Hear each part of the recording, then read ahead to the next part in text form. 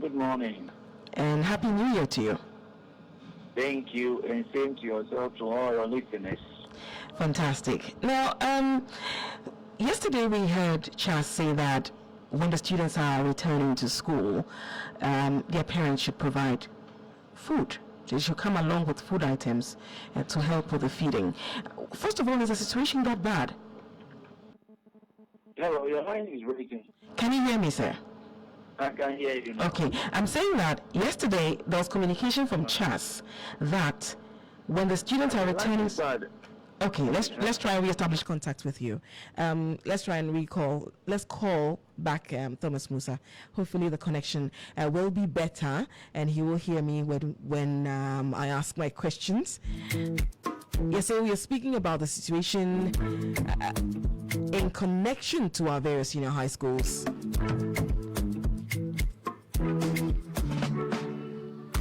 Charles, the conference of heads of assisted senior high schools, CHAS, now they have urged parents and their guardians to assist with the feeding challenges in senior high schools. You will recall that they had earlier appealed to the Ghana Education Service to reconsider the reopening date of the high schools, and they cited unresolved financial issues, including the government's non-payment of perishable food provided for students last year. But that appeal fell on deaf ears. So as a last resort, they are urging the parents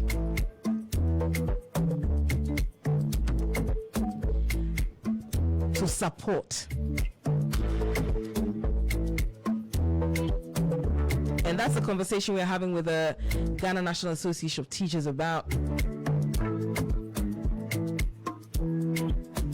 We're working the telephone line to re-establish contact with Thomas Musa, who's the General Secretary of the Ghana National Association of Teachers. Thank you so much, sir. Can you hear me?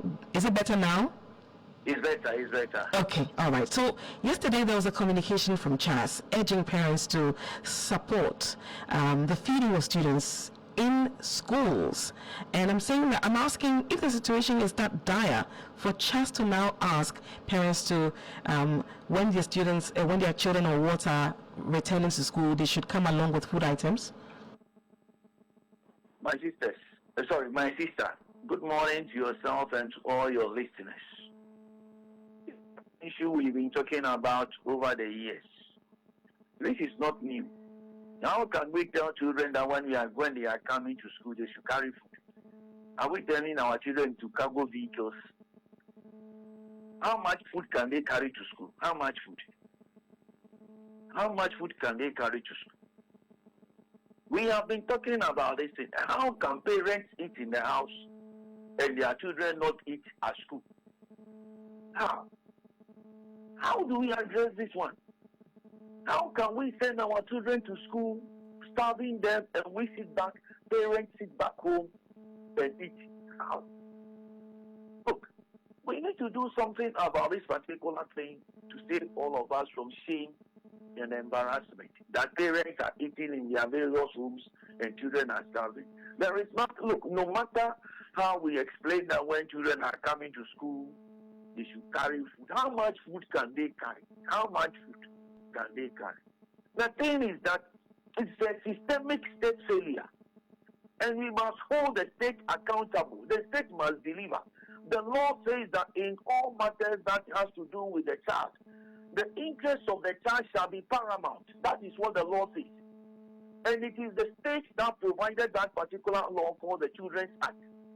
And the state has a responsibility of protecting the interests of the child. If the state will not protect the interests of the child, who else can do the protection? Who else will do the protection? The state has a responsibility to protect the interests of the child at this particular state. You cannot tell children that when they are going to school, when they are going to school to learn, they should carry food. Well, how can we explain this particular principle? We are saying that the Constitution provides for Article 25 that education should be free. We have all agreed to that. If you look at the directive principles under Article 38, we are also working on that one.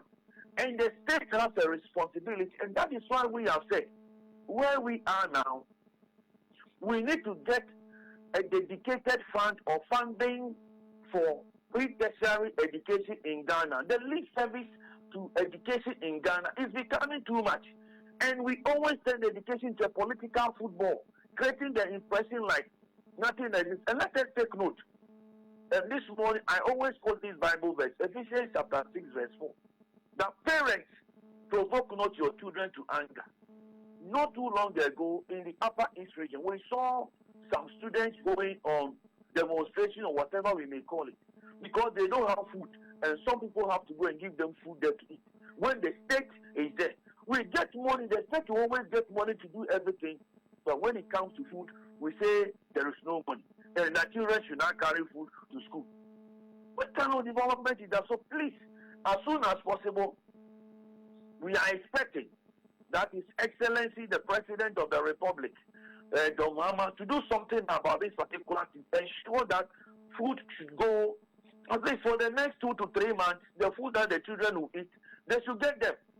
And as he puts his government together, the children can no longer wait, because the interest of the children is at stake here, and the state has a responsibility of protecting it. And the state cannot give any excuse to that, because that particular duty has been given to them to make sure that the interest of the child is protected in all matters that will have to do with the child.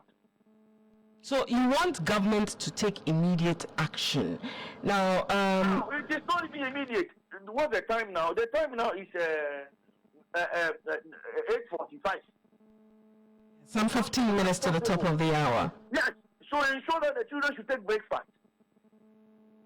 They should ensure that they should take breakfast.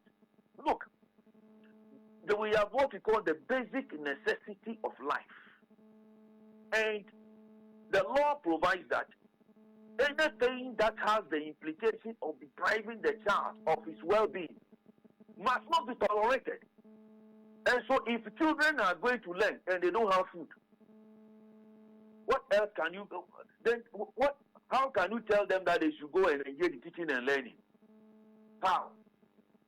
Food is a necessity for the child. The child needs it. And it is for that reason why from KG up to SHS, we have put this particular feeding mechanisms or interventions in place. We were even been talking about the JHS one, that JHS people, they are even out of the school feeding. And we say that it's a policy lacuna, but that will be for another day. But our SHS students now, whatever His Excellency can do to provide them meal, to provide them breakfast, lunch, supper, it must be done as he prepares to put his government in place. We cannot wait, or the student cannot wait until government is put in place. No. As soon as possible, food must go. Now, we've seen that a committee has been set up for the energy sector following to avert. This is not our committee. This is what we are saying now. The agencies are there. The agencies are there. If you go to the Ghana Education Service now, the Director General and all his staff, they are there. They are now under the committee. We know that we now have a president. And the president is to ensure, the president took an oath to make sure that the constitution is protected. Article 25 is part of the constitution. The Children's Act was derived out of the constitution. So all those laws of Ghana must be protected. And so to the extent that the laws must be protected by the president and ensure that they are effected, the president must ensure, give all the marching orders that must be given, so that the necessary food that must go to the schools must be given. Even it's more even dire than yes, we are discussing about the energy matter, but the energy matter, thank God we have some whether 5 days or 10 days to survive. But the food, the schools are saying they don't have it. So what do we do? There is no food. So what we are saying is, as soon as possible, the marching orders should be given to the Ghana Education Service. Whatever they can do to get them food must be provided. As His Excellency, the President, prepares to put his government in place. We cannot give excuse. It's a state responsibility, which must be delivered without any excuse.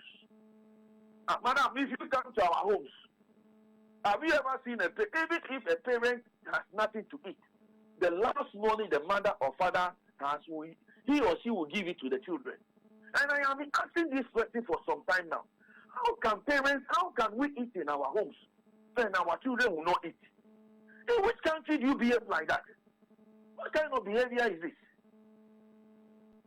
Now, considering that Charles had requested the Ministry of Education, before there was a change in government, to postpone the reopening date because of the challenges and debts owed to suppliers, among others, and then the shortfall in the supply of food items and all, that call was rejected. My sister, we are now here. We are now here. If we start going back, then we'll be doing the blame game. At the end of the day, the children will suffer. Let us first salvage the situation, and when we are done, we can now go back and look at what really happened, what didn't happen, who did what, who didn't do what. We can go and talk about those things. But now we are talking about our children who are in the various secondary schools, and they don't have food to eat. Those are just the issue now. And we need to call upon His Excellency, because everybody is now looking at him to give the necessary direction on what must be done.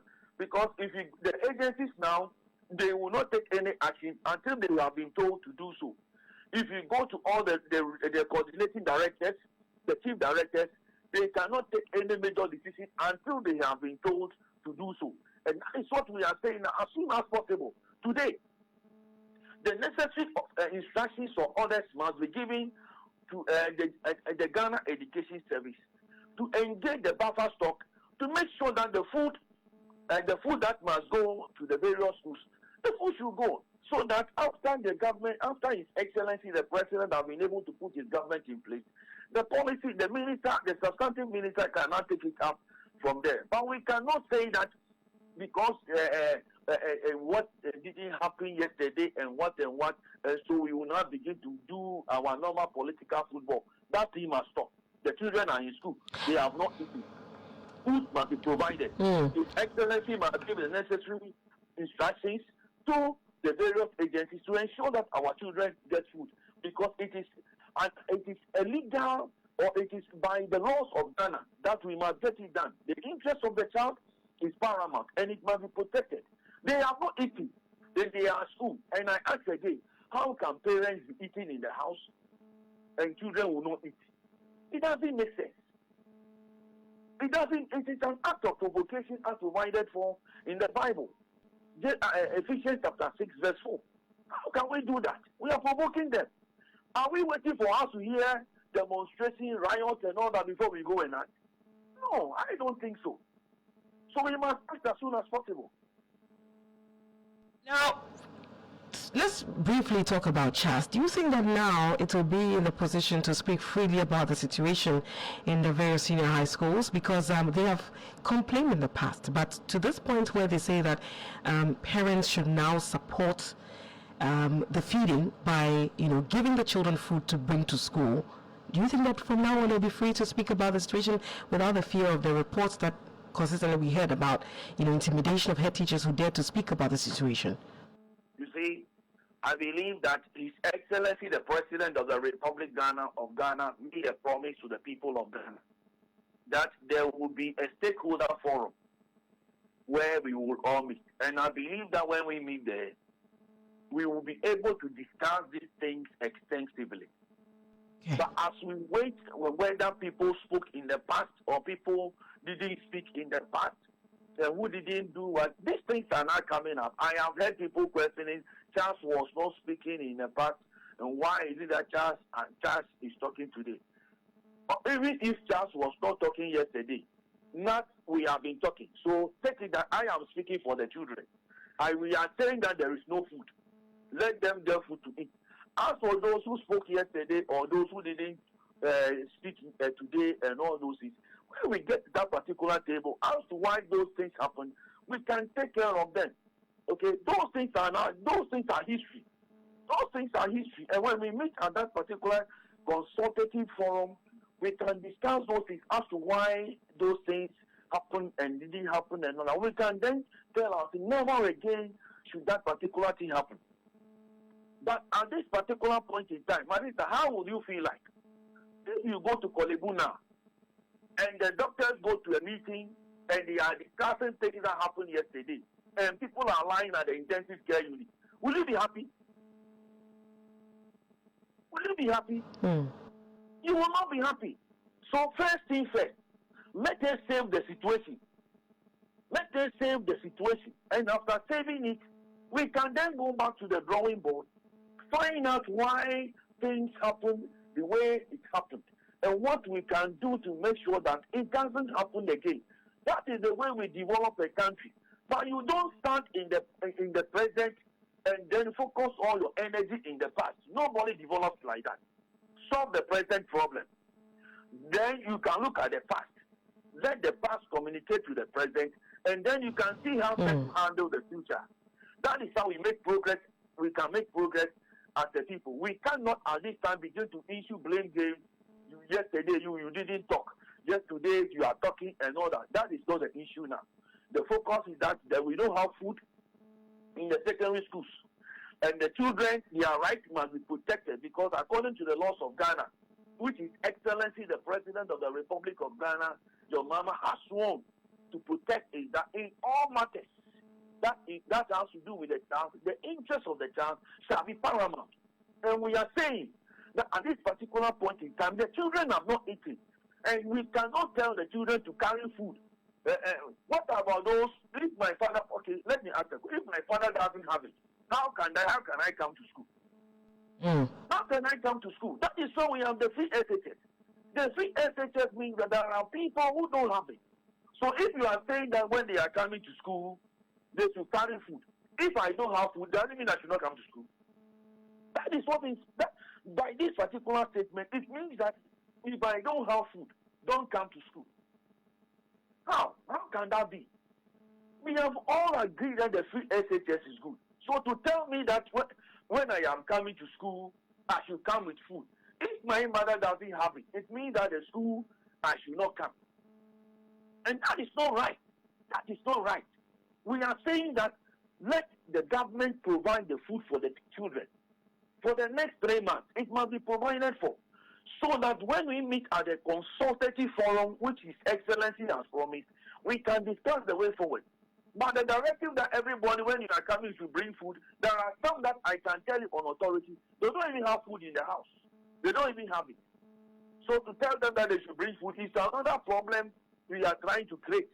And we must make sure that we correct. And I think that His Excellency should take the bold step to make that correction this morning, so that the necessary food items will go. Yeah. All right. Thank you so much for speaking to us. We're grateful for your time, sir. You had to speak to Thomas Musa. He's the General Secretary of the Ghana National Association of Teachers, making an urgent call on the President to immediately step in to instruct that food be sent to our various senior high schools to avert a situation where students are being asked to come along with food items to supplement what the schools will be able to provide. He raises the issue about those who may not be in the position to take some of these foods that the schools are urging them to come along with to supplement their food, because I mean the fingers are not equal. There are people who may not be able to afford it, and so the free SHS is a rescue to them, and he's asking that something urgent be done about the situation. We'll hope that those in authority are listening, and then quickly some measures will be taken to address the situation. It's the Morning Star here on Star 103.5 FM. I will go for a break. When I return, hopefully we'll bring you that conversation with the designer of the president's outfit for the inauguration. Stay tuned in.